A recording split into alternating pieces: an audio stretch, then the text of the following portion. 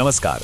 आज के इस विश्लेषण में हम एक ऐसे विषय पर बात करने वाले हैं जो हम सबके घरों से, हमारे समाज से और हमारी असलियत से बहुत गहराई से जुड़ा है।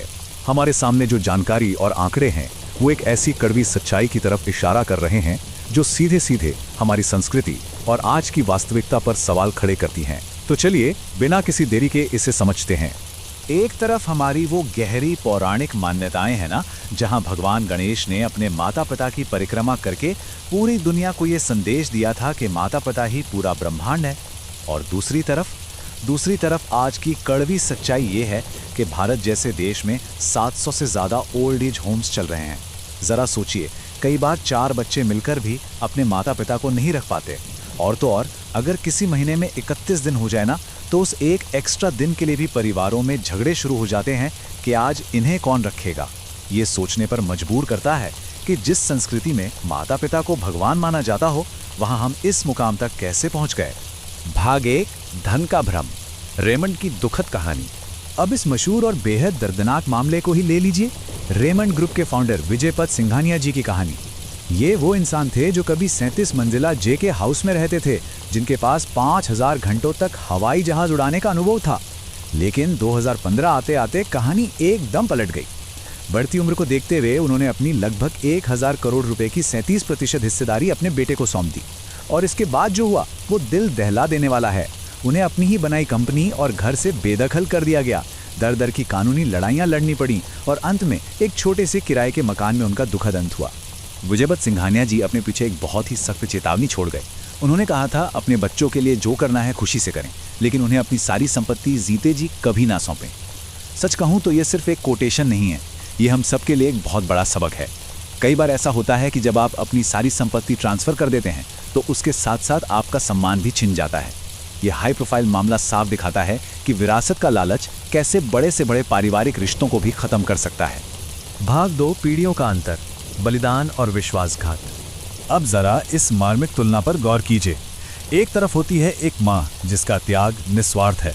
आपको पता है, जन्म देने का दर्द 20 हड्डियों के एक साथ टूटने के बराबर होता है, और एक माँ उसे खुशी खुशी सह लेती है। जबलपुर के उस बोट हादसे का ही उदाहरण ले लीजिए, जहां एक माँ ने अपनी लाइफ जैकेट उतारकर अपने बच्चे को दे दी और खुद अपनी जान कुर्बान कर दी। लेकिन वहीं दूसरी तरफ आज समाज में कुछ बेहद क्रूर घटनाएं भी देखने को मिल रही हैं। दिल्ली और लखनऊ में संपत्ति के लिए या फिर सिर्फ एक पबजी गेम खेलने से रोकने पर बच्चों ने अपनी ही मां की हत्या कर दी।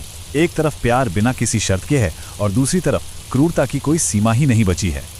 और विडंबना देखिए, ये संवेदनहीनता सिर्फ घरों के बंद दरवाजों तक सीमित नहीं है। वृंदावन और अयोध्या जैसे पवित्र शहर, जिन्हें हम तीर्थ यात्रा और पुण्य कमाने की जगह मानते हैं, दुर्भाग्य से आज वो कई बेसहारा बुजुर्गों के लिए डंपिंग ग्राउंड बन गए हैं। बहुत से लोग पुण्य कमाने या दर्शन करवाने के बहाने अपने बूढ़े माता पिता को इन शहरों में लाते हैं और फिर उन्हें वहीं सड़कों पर लावारिस छोड़कर वापस लौट जाते हैं। ये एक ऐसा क्रूर सच है जिसे अब अनदेखा नहीं किया जा सकता। तो आखिर पीढ़ियों के बीच इतनी बड़ी खाई आ कहां से रही है? अगर हम इसके मनोवैज्ञानिक और जैविक कारणों को समझें तो होता क्या है कि जब बच्चे 14 से 20 साल के बीच होते हैं तो शरीर में भारी हार्मोनल बदलाव आते हैं।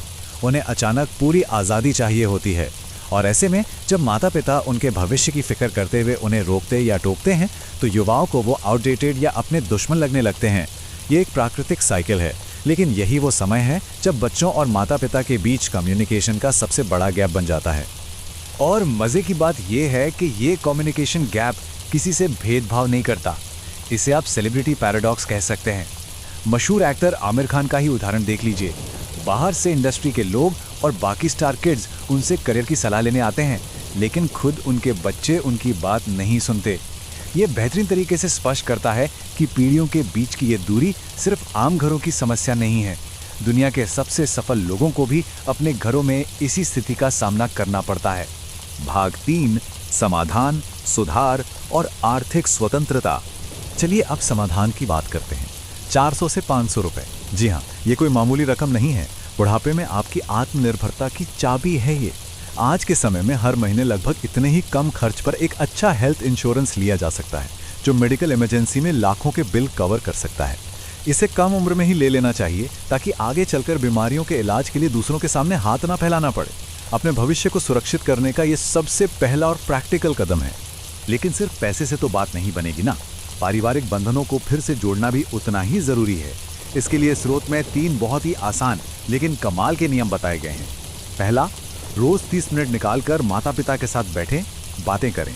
इससे उनका मानसिक और शारीरिक स्वास्थ्य काफी बेहतर होता है।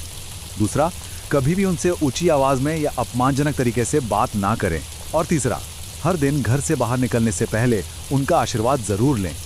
यह कोई पुरानी दकियानुसी परंपरा नहीं है, बल्कि एक ऐसा सुरक्षा कवच है जो आपके घर के माहौल को पूरी तरह बदल कर रख सकता है। तो अंत में आज का ये पूरा विश्लेषण हमारे सामने एक बहुत ही गहरा सवाल छोड़ जाता है। हम समाज के तौर पर अगली पीढ़ी के लिए देखभाल और सम्मान की कौन सी विरासत छोड़कर जाने वाले हैं?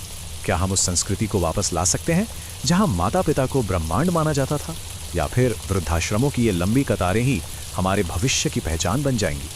इस पर हमें आज ही गंभीरता से सोचना होगा, क्योंकि आज हम जो उदाहरण सेट करेंगे, कल हमारी आने वाली पीढ़ियां भी बिल्कुल वही दोहराएंगी।